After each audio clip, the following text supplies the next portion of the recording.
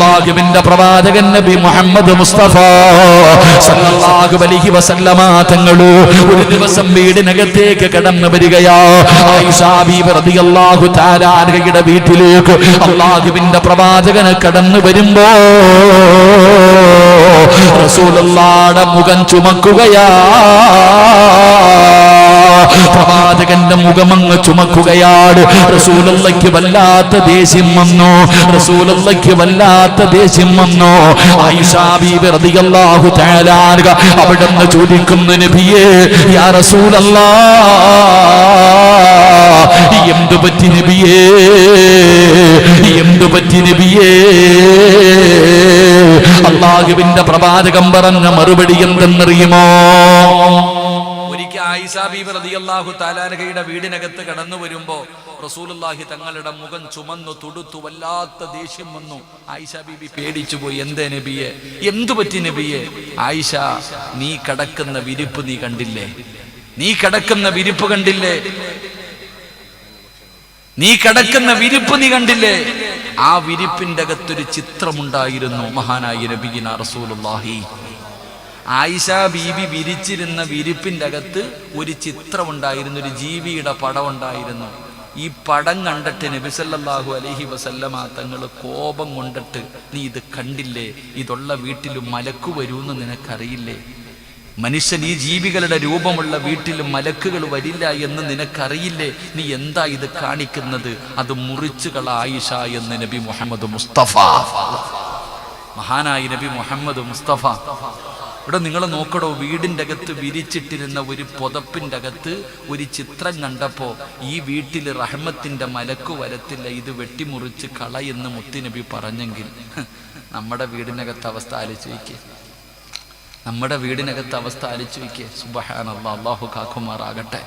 അവിടെ മലക്കില്ല, പിന്നെ കുഴപ്പമില്ല. വരുന്നുണ്ടെങ്കിലല്ലേ കുഴപ്പമുള്ളൂ. അള്ളാന്റെ മലക്ക് വീട്ടിൽ വന്നാലല്ലേ കുഴപ്പമുള്ളൂ. എന്റെ പ്രിയപ്പെട്ടവരെ, അള്ളാഹുവിന്റെ പ്രവാചകൻ സല്ലല്ലാഹു അലൈഹി വസല്ലമ തങ്ങൾ പറയുകയാ, അള്ളാഹുവിന്റെ പ്രവാചകൻ അവിടെ നിന്ന് പറയുകയാണ്, സ്വഹാബാ, തെറ്റ് കണ്ടാ നിങ്ങൾ തിരുത്തണേ. നിങ്ങളുടെ ഭാര്യയ്ക്ക് നിങ്ങൾ അനുവാദം കൊടുക്കരുത്, നിങ്ങളുടെ ഭാര്യയ്ക്ക് നിങ്ങൾ സമ്മതം കൊടുക്കരുത്. എന്റെ പ്രിയപ്പെട്ടവരെ, അള്ളാഹുവിന്റെ പ്രവാചകൻ സല്ലല്ലാഹു അലൈഹി വസല്ലമ തങ്ങൾ അവിടെ നിന്ന് പറയുമ്പോ ഈ നിരന്നിരിക്കുന്ന എന്റെ പ്രിയപ്പെട്ടവരോട് ചോദിക്കുകയാണ്, നമ്മുടെ വീടിന്റെ അകത്ത് നടക്കുന്ന അനാചാരങ്ങള്, നമ്മുടെ വീടിന്റെ അകത്ത് നടക്കുന്ന ഓരോ കാര്യങ്ങൾ നമ്മൾ കാണുന്നവരാണ്, കേൾക്കുന്നവരാണ്. പക്ഷേ നമ്മൾ തിരുത്തുകയില്ലല്ലോ, നമ്മളത് തിരുത്താൻ തയ്യാറല്ലല്ലോ. എന്തുകൊണ്ട് നമ്മളത് തിരുത്തി കൊടുക്കുന്നില്ല? അല്ലാഹുവിന്റെ മുന്നിൽ രക്ഷപ്പെടാൻ തലമറയ്ക്കാതെ നടക്കുന്നത് പാപമാണെന്നറിയാത്ത ഏതു മനുഷ്യനാവുള്ളത്? ഉടുതുണി ഉരിഞ്ഞിട്ട് കിടന്ന് ആടുന്ന ആണിന്റെയും പെണ്ണിന്റെയും സിനിമ കണ്ട് ആസ്വദിക്കുന്നത് പാപമാണെന്നറിയാത്ത ഏതു ഭർത്താവുള്ളത്? നിസ്കരിക്കാതെ കിടക്കുന്നത് പാപമാണെന്നറിയാത്ത ഏത് ഭർത്താവുള്ളത്? എല്ലാവർക്കും അറിയുമല്ലോ. പക്ഷേ നമ്മൾ തിരുത്താൻ, പ്രിയപ്പെട്ട സഹോദരങ്ങള്, നിങ്ങൾ വല്ലാതെ പേടിക്കണം സഹോദരാ. അല്ലാഹുവിന്റെ പ്രവാചകൻ നബി മുഹമ്മദ് മുസ്തഫ സല്ലല്ലാഹു അലൈഹി വസല്ലമ തങ്ങൾ അവിടെ നിന്ന് പറയുകയാ, പടച്ചവനെ, നമ്മുടെ മക്കൾ ഇതെല്ലാം കണ്ടുകൊണ്ടല്ലേ വളരുന്നത്? നമ്മുടെ മക്കൾ ഇതൊക്കെ കണ്ടുകൊണ്ടാണ് വളരുന്നത്. പടച്ചവനെ, ബാപ്പയും ഉമ്മയുടെയും സ്വഭാവം മക്കൾ കണ്ടുകൊണ്ട് വളരുകയാ. എന്തിനാ സഹോദരാ പെണ്ണിനെ ഇത്രയും സൂക്ഷിക്കാ പറയുന്നത്? എന്തിനാ? പെണ്ണിനോട് വല്ലാത്ത ദേഷ്യമുള്ളത് കൊണ്ടല്ല. ഒരു പെണ്ണിന്റെ വിഷയത്തിൽ ഭർത്താവും മാതാപിതാക്കളും സൂക്ഷിക്കണമെന്ന് പറയാറുള്ള കാരണം എന്താ? ഒരു പെണ്ണ് നന്നായാ എല്ലാം നന്നാകുമല്ലോ. ഒരു പെണ്ണ് നന്നായാ ലോകം നന്നാകുമല്ലോ. വൽ വലദു തയ്യിബു യഖ്റുജു നബാതുഹു ബിഇദ്നി റബ്ബി. അല്ലാഹുവിന്റെ പരിശുദ്ധമായ ഖുർആൻ പറഞ്ഞല്ലോ, ഒരു നല്ല ഉമ്മയുടെ വയറ്റിന്റെ അകത്തെ നല്ല മക്കൾ ജനിക്കാറുള്ളൂ. ഒരു നല്ല ഉമ്മയുടെ ഗർഭാശയത്തിലെ നല്ല മക്കൾ ജനിക്കാറുള്ളൂ. അല്ലാഹുവിന്റെ ഖുർആനാണ് പറഞ്ഞത്.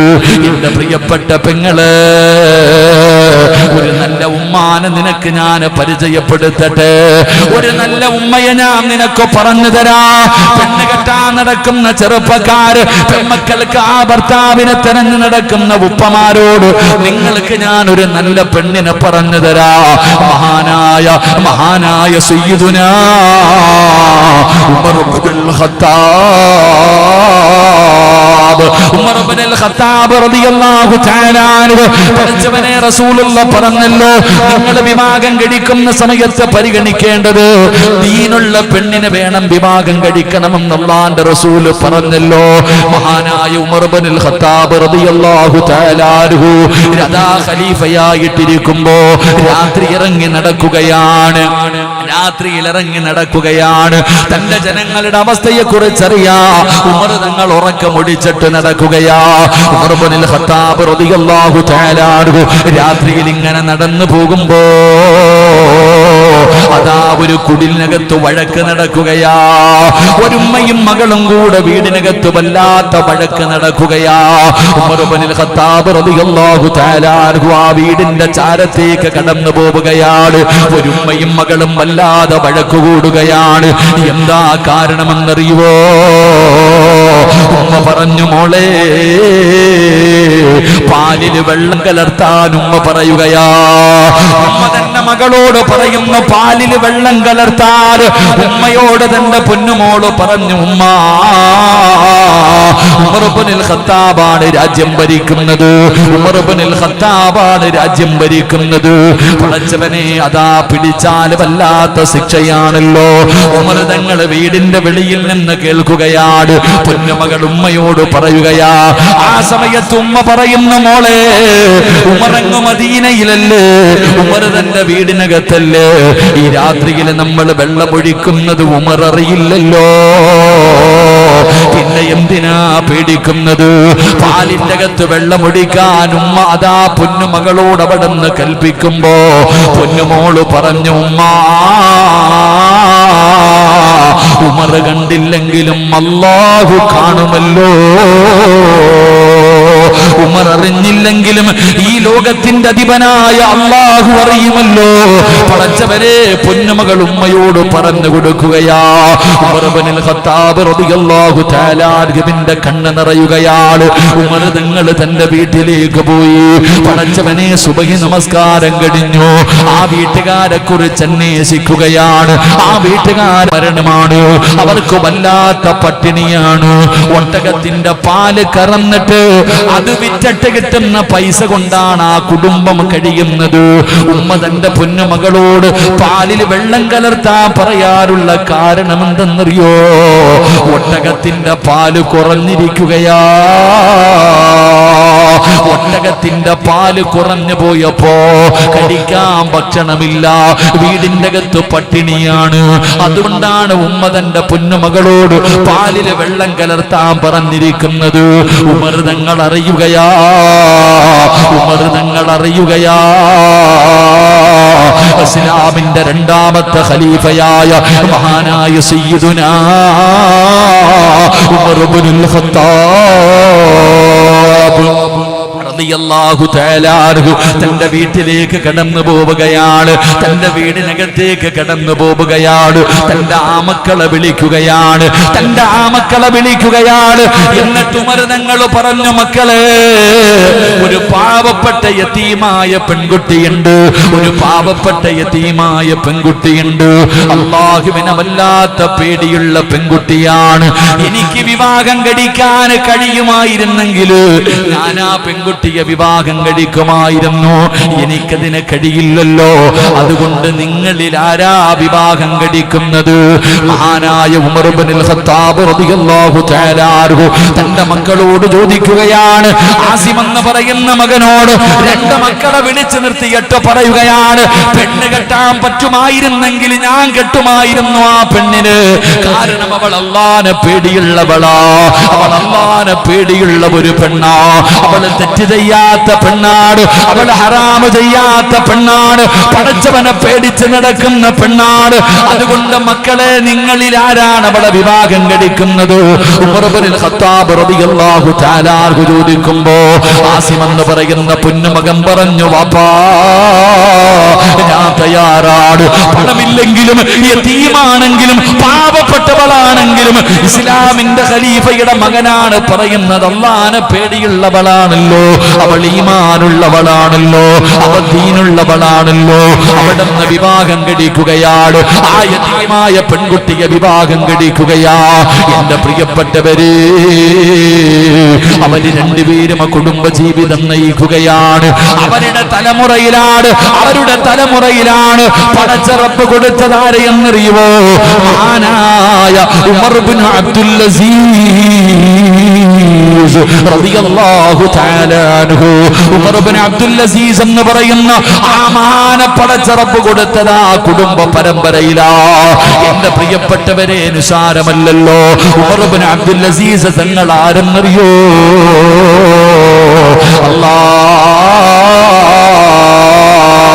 പടച്ചവനെ, സക്കറാത്തിന്റെ അവസ്ഥയിൽ കിടക്കുകയാ. മരണത്തോട് മല്ലടിച്ചുകൊണ്ട് കിടക്കുമ്പോ തന്റെ പ്രിയപ്പെട്ട ഭാര്യ ഓടി വരികയാണ്.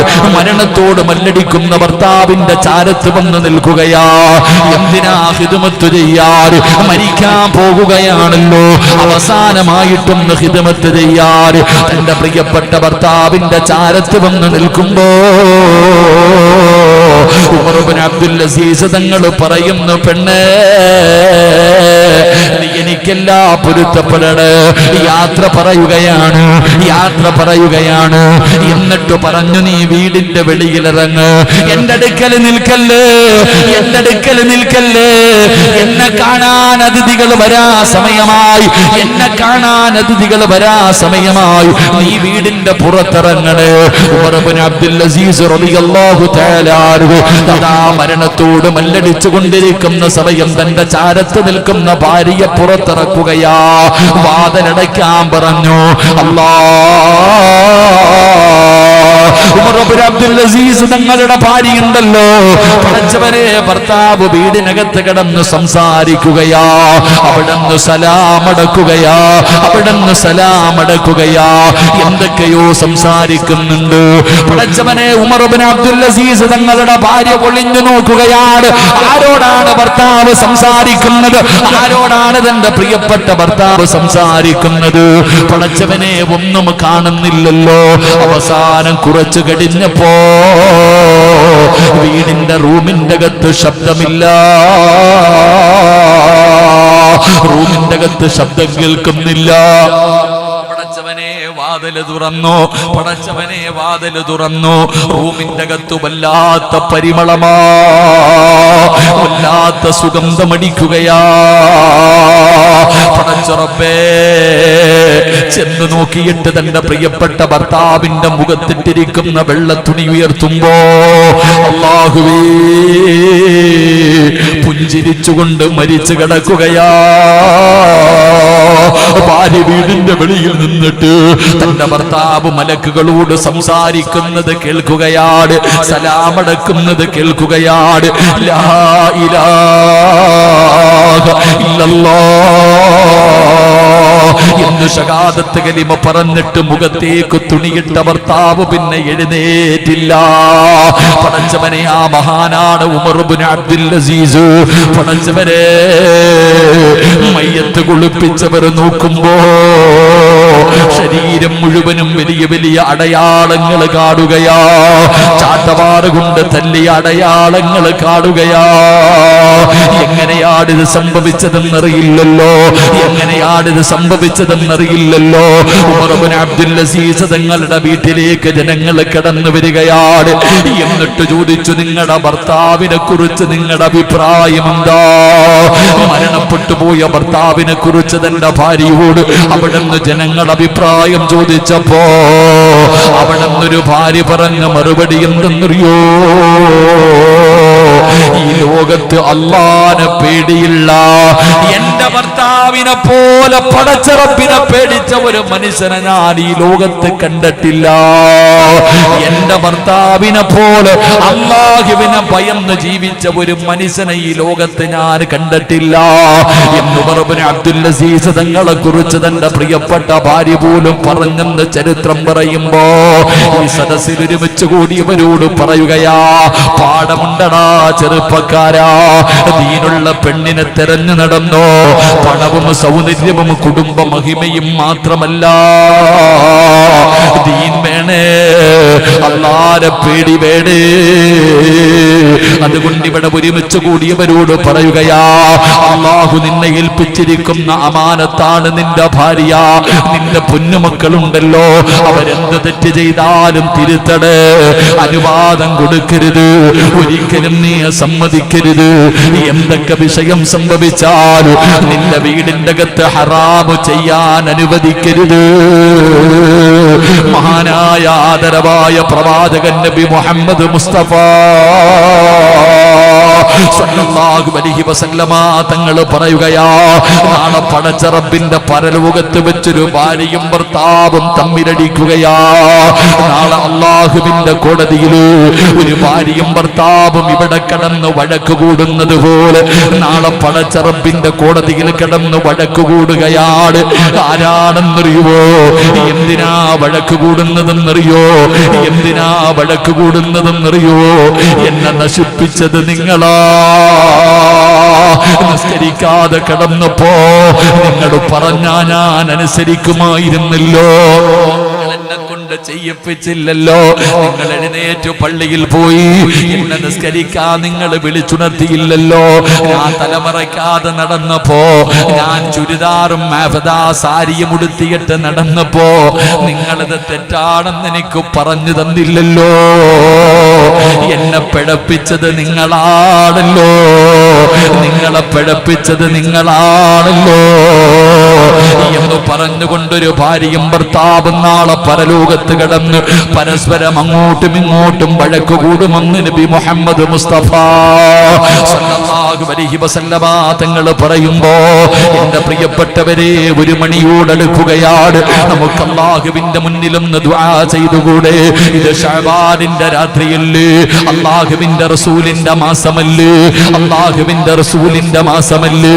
ഈ പരിശുദ്ധമായ ശഅബാൻ മാസത്തിൽ പടച്ച റബ്ബിന്റെ ദർബാറിലേക്ക് ഇത് കരങ്ങൾ ഉയർത്തിയിട്ട് റബ്ബിനോട് നമുക്കൊന്ന് ദുആ ചെയ്യണ്ടേ? അല്ലാഹ് ബറക്കത്ത് നൽകണേ അല്ലാ.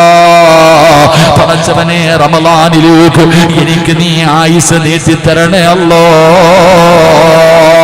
പടച്ച റബ്ബിനോട് നമുക്ക് ദുആ ചെയ്യാം. അതുകൊണ്ട് ഈ സദസ്സിലിരിക്കുന്നവരോട് പറയുകയാ, എന്റെ പ്രിയപ്പെട്ടവരെ, അല്ലാഹുവിന്റെ ഇൽമു പഠിപ്പിക്കുന്ന ഒരു മദ്രസയുടെ പണി നടന്നുകൊണ്ടിരിക്കുകയാണ്.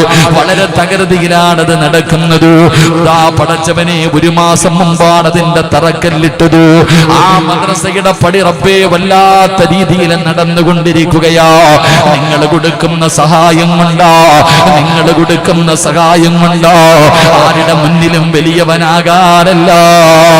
പടച്ചവനെ, അല്ലാഹുവിന്റെ ഖുർആൻ പഠിക്കാറ്, ഹദീസ് പഠിക്കാറ്, പടച്ചവനെ നിസ്കരിക്കാൻ പഠിക്കാറ്, എല്ലാ നന്മകളും പഠിപ്പിക്കുന്ന ഒരു മദ്രസയ്ക്ക് വേണ്ടിയാ ആ മദ്രസയുടെ പണി നടന്നുകൊണ്ടിരിക്കുകയാ. ഇല്ലെന്ന് പറയില്ലേ, ഇല്ലെന്ന് പറയില്ലേ. പെങ്ങളെ, സ്വർണത്തിന് വല്ലാത്ത വിലയുള്ള സമയമാ. മോതിരവും കമ്മലും ഒരുപാടിട്ടുകൊണ്ടിരിക്കുന്ന പെങ്ങന്മാരുണ്ടല്ലോ. പടച്ചവനെ, സ്വർണത്തിന് വല്ലാത്ത വിലയാ പെങ്ങള്. എങ്കിലും നിനക്ക് സ്വർഗത്തെ കുറിച്ചറിയുമോ?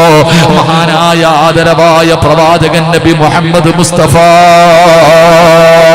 സല്ലല്ലാഹു അലൈഹി വസല്ലമ തങ്ങള് ഒരു ദിവസം അല്ലാഹുവേ, പ്രവാചകൻ ഫാത്തിമ ബീവിയുടെ വീട്ടിലേക്ക് കടന്നു വരികയാ.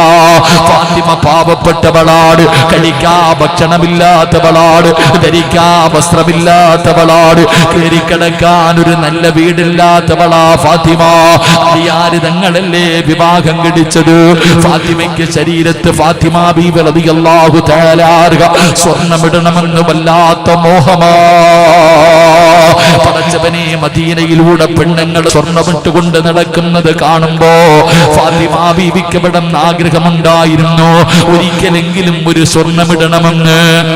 ഒരിക്കലെങ്കിലും അല്ലാഹുവേ, ഫാത്തിമ ബീവിക്ക് വല്ലാത്ത ആഗ്രഹമായിരുന്നു. അങ്ങനെ ഒരുപാട് കാലം കാത്തിരുന്നു. അവസാനം ഒരു ദിവസം മഹാനായ സയ്യിദുനാ അലി ഇബ്നു അബീ ത്വാലിബ് റളിയല്ലാഹു തആല അൻഹു ആദ്യമായിട്ട് ഫാത്തിമ ബീവിക്ക് ഒരു വള വാങ്ങിച്ചു കൊടുത്തു. ഇവിടെ നിന്നോ ഒരു വള കിട്ടി. ഫാത്തിമ ബീവിയുടെ കയ്യിൽ കൊണ്ടു കൊടുക്കുമ്പോ അല്ലാഹുവിന്റെ റസൂലിന്റെ പൊന്നുമോളുടെ സന്തോഷമുണ്ടല്ലോ, അല്ലാഹുവിന്റെ റസൂലിന്റെ പൊന്നുമോളുടെ സന്തോഷമുണ്ടല്ലോ. അലിയാര് തങ്ങളെ കെട്ടിപ്പിടിച്ച് ചുംബനം കൊടുക്കുകയാ. കാരണം സ്വർണ്ണവള വാങ്ങി തന്നിരിക്കുകയാ, സ്വർണ്ണവള വാങ്ങി തന്നിരിക്കുകയാ. ഫാത്തിമയ്ക്ക് എങ്ങനെയും മടുക്കാൻ കഴിയാത്ത സന്തോഷമാ. അപ്പോഴാണ് അല്ലാഹുവിന്റെ റസൂല് വരുന്നത്. ആ വളയിട്ടിട്ട് ഒരുപാട് നേരമായില്ല, ആ വളയിട്ടിട്ട് ഒരുപാട് നേരമായില്ല. അപ്പോഴാണ് അല്ലാഹുവിന്റെ പ്രവാചകൻ തന്റെ പ്രിയപ്പെട്ട പിതാവ് വീട്ടിലേക്ക് കയറി വരികയാ. ഫാത്തിമ ബീവി ഉപ്പാനെ കാണിക്കാറ്, എന്റെ ഭർത്താവ് എനിക്കൊരു വള വാങ്ങി തന്നല്ലോ എന്ന് തന്റെ വാപ്പയെ കാണിക്കാ. ഫാത്തിമ ബീവി ഇങ്ങനെ കൈ ഉയർത്തി കാണിക്കുകയാ. അല്ലാഹുവിന്റെ പ്രവാചകൻ വീട്ടിലേക്ക് കടന്നു വരുമ്പോ ഫാത്തിമ ബീവി റളിയല്ലാഹു തആല തന്റെ കയ്യിൽ കിടന്ന സ്വർണ്ണവള തന്റെ ഭർത്താവ് വാങ്ങിത്തന്ന വള ഒന്ന് കാണിക്കുകയാണ്.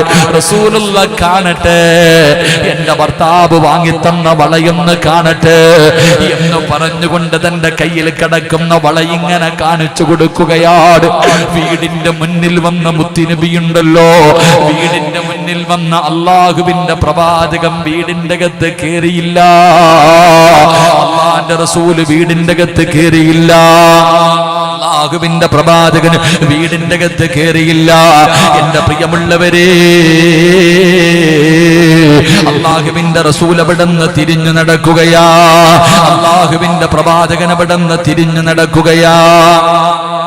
എല്ലാരും ഒന്നിരുന്ന് ഇരിക്കടോ, ഒന്ന് നിങ്ങൾ എല്ലാരും കൂടെ ചാടി എഴുന്നേറ്റ അവിടെ വിഷയം. നിങ്ങളെല്ലാം ഇരിക്കും. അല്ലാഹു എന്ത് പറ്റിയിടോ, എന്ത് പറ്റി, എന്ത് പറ്റിയതാണ്? കുഴപ്പമൊന്നുമില്ലല്ലോ. അല്ലാഹു ആഫിയത്ത് കൊടുക്കുമാറാകട്ടെ. അല്ലാഹു ഇരിക്കടോ, അല്ലാഹു ദീർഘായുസ്സ് കൊടുക്കുമാറാകട്ടെ. ഇത് ചെറിയൊരു ബുദ്ധിമുട്ട്, ഇത്തിരി വെള്ളം കൊടുത്താൽ മതി. അൽഹംദുലില്ലാഹ്, അല്ലാഹു ആഫിയത്ത് കൊടുക്കുമാറാകട്ടെ. മഹാനായ പ്രവാചകൻ സല്ലല്ലാഹു അലൈഹി വസല്ലമ തങ്ങൾ വീടിന്റെ മുന്നിലേക്ക് വന്ന പ്രവാചകൻ അവിടുന്ന് ഫാത്തിമ ഇറങ്ങി ഓടുകയാ. അല്ലാഹുവിന്റെ റസൂലിന്റെ പുറകെ ഓടുകയാ, അല്ലാഹുവിന്റെ റസൂലിന്റെ പുറകെ ഓടുകയാ. ഫാത്തിമ ബീബി റളിയല്ലാഹു തആല അൻഹ ഓടിച്ചെന്നിട്ട് വാപ്പയുടെ കയ്യിൽ പിടിച്ചിട്ട് ചോദിക്കുന്നു, വാപ്പാ എന്തേ ഉപ്പാ എന്നോട് പിണക്കമാണോ? എന്തേ വീടിന്റെ അകത്ത് കേറാത്തത്? എന്ത് പറ്റിയിപ്പാ? അല്ലാഹുവിന്റെ റസൂലിനോട് തന്റെ പൊന്നാര മകള് ചോദിക്കുകയാ. വാപ്പയോട് ചോദിക്കുന്നു, എന്തേ വാപ്പാ എന്റെ വീടിന്റെ അകത്ത് കേറാതെ പോകുകയാണോ? എന്നോട് പിണക്കമാണോ? ഞാൻ എന്ത് തെറ്റ് ചെയ്തത് കൊണ്ടാണ്? ഞാൻ എന്ത് തെറ്റാണ് ചെയ്തത്? അല്ലാഹുവിന്റെ റസൂലിനോട് ഫാത്തിമ ബീബി റളിയല്ലാഹു തആല അൻഹ ചോദിക്കുമ്പോ ഈ നന്ദാവരയിലെ ഉറൂസിന് കടന്നു വന്ന പെങ്ങന്മാര് പഠിക്കണം പെങ്ങളെ. റസൂലുള്ള പറഞ്ഞ മറുപടി എന്തെന്നറിയോ? മോളെ ഫാത്തിമ, അല്ലാഹുവിന്റെ പരിശുദ്ധമായ പള്ളിയുടെ പണി നടക്കുകയാ. അതാ മസ്ജിദുൻ നബവിയുടെ പണി നടന്നുകൊണ്ടിരിക്കുകയാണ്. അല്ലാഹുവിന്റെ പള്ളിയുടെ പണി നടക്കുമ്പോ എല്ലാവരും അല്ലാഹുവിന്റെ പള്ളിക്ക് വേണ്ടി സദഖ കൊടുക്കുകയാണ്. ഈ സമയത്ത് എന്റെ പൊന്നുമോളുടെ കയ്യിലൊരു വള കിടക്കുന്നല്ലോ. പള്ളിയുടെ പണി നടക്കുന്നു, എല്ലാരും അല്ലാഹുവിന്റെ പള്ളിയെ സഹായിക്കുമ്പോ എന്റെ പൊന്നുമോളുടെ കയ്യിലൊരു വള കിടക്കുന്നുണ്ടല്ലോ. എന്റെ പൊന്നുമോൾക്ക് സ്വർഗം വേണ്ടേ? എന്റെ പൊന്നുമോൾക്ക് സ്വർഗം വേണ്ടേ? അല്ലാഹുവിന്റെ റസൂല് ചോദിക്കുമ്പോ ഏത് വളയെന്നറിയോ? ഏത് വളയെന്നറിയോ? തന്റെ പ്രിയപ്പെട്ട ഭർത്താവ് എത്രയോ കാലം കഷ്ടപ്പെട്ട് ആദ്യമായിട്ട് ആഗ്രഹത്ത് പറയുന്നത് പള്ളിക്ക് പൈസ വേണ്ട സമയത്ത് എന്റെ പൊന്നുമോള് സ്വർണ്ണ വളയിട്ടുകൊണ്ട് നടക്കുകയാണോ? സ്വർഗം വേണ്ടേ ഫാത്തിമ, സ്വർഗം വേണ്ടേ ഫാത്തിമ? യാ റസൂലല്ലാഹ്, തന്റെ കയ്യിൽ കിടന്ന വളഹുരിയിട്ട് എനിക്ക് സ്വർഗം മതി നബിയേ. തന്റെ ഭർത്താവ് ആഗ്രഹത്തോടെ കൊണ്ടുകൊടുത്ത ആകെയുണ്ടായിരുന്ന വള ഊരിക്കൊടുത്തിട്ട് എനിക്ക് അല്ലാന്റെ സ്വർഗം മതി എന്ന് പറഞ്ഞ് ഊരിക്കൊടുത്ത ഫാത്തിമ ബീവിയുടെ പുറകിൽ നിന്ന് സ്വർഗത്തിൽ പോകാൻ കുതിക്കുന്ന പെങ്ങളെ, എങ്ങനാ മോളെ, എങ്ങനാ പെങ്ങളെ? ഇവിടെ മദ്രസയുടെ പണി നടക്കുകയാ. വള ഊരണമെന്ന് ഞാൻ പറയുന്നില്ല. നിന്റെ കയ്യിൽ കിടക്കുന്ന ഒരു മോതിരമെങ്കിലും അല്ലാഹുവിന്റെ ദീനിന് വേണ്ടിയല്ലേ, അല്ലാഹുവിന്റെ ദീനിന് വേണ്ടിയല്ലേ? ഈ നിരന്നിരിക്കുന്നവരോട് ഒരുപാട് സമ്പന്നന്മാരുണ്ടല്ലോ, വേദിയിലും പുറത്തും ഒരുപാട് പണക്കാരന്മാരുണ്ടല്ലോ. ചോദിച്ചാ തരുകയില്ലല്ലോ, ചോദിച്ചാ തരാ മനസ്സില്ലല്ലോ. ഇവിടെ വാഴതിന് വരുന്നതിന് മുമ്പ് ഇവിടെ ഒരു 15 കിലോമീറ്റർ അപ്പുറത്ത് ഞാനൊരു ചെറിയ ഒരു പരിപാടിയിൽ പങ്കെടുത്തിട്ടാണ് വരുന്നത്. അല്ലാ, ഭക്ഷണം കഴിക്കുന്ന വീട്ടിൽ പോയി, ഭക്ഷണം കഴിക്കുന്ന വീട്ടിൽ പോയി. ഭക്ഷണം കഴിച്ചിട്ട് വെളിയിലിറങ്ങിയപ്പോ അടുത്ത വീട്ടിലൊന്ന് കേറണമെന്ന് പറഞ്ഞ് എന്റെ കയ്യിൽ പിടിച്ചു കൊണ്ടുപോവുകയാ. പടച്ചവനെ, എന്റെ അടുക്കലൊരു സഹോദരൻ പറഞ്ഞു, ഉസ്താദേ ദുആ ചെയ്യണം, ക്യാൻസർ രോഗമാണ്.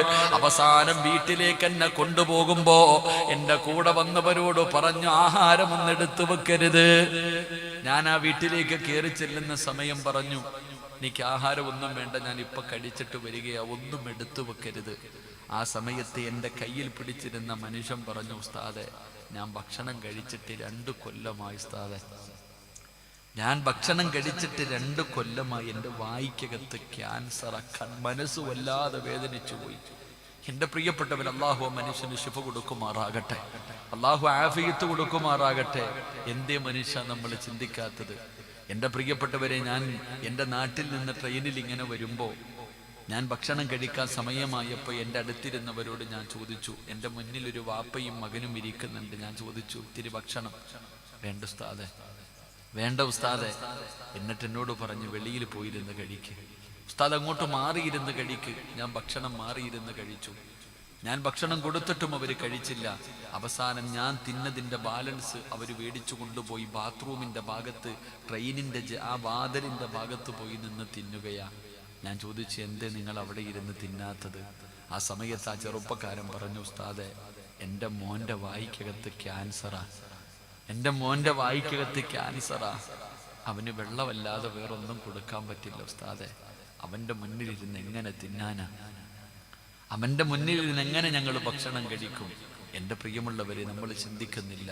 അള്ളാഹു നമുക്ക് എത്ര വലിയ പരീക്ഷണങ്ങൾ തന്നാലും, എന്തെല്ലാം നമ്മുടെ കണ്ണിൻ്റെ മുന്നിൽ അള്ളാഹു കാണിച്ചു തന്നാലും നമുക്ക് നന്നാകാൻ പറ്റുന്നില്ല. അള്ളാഹു ആ കുഞ്ഞിന് ശിഫ കൊടുക്കുമാറാകട്ടെ, അള്ളാഹു ആ സഹോദരൻ അള്ളാഹു ശിഫ കൊടുക്കുമാറാകട്ടെ. എപ്പോൾ വേണമെങ്കിലും നമ്മളെയും തേടി വരാമല്ലോ. അതുകൊണ്ട് എൻ്റെ പ്രിയപ്പെട്ടവരോട് ഞാൻ ദുആ ചെയ്യാൻ പോവുകയാണ്.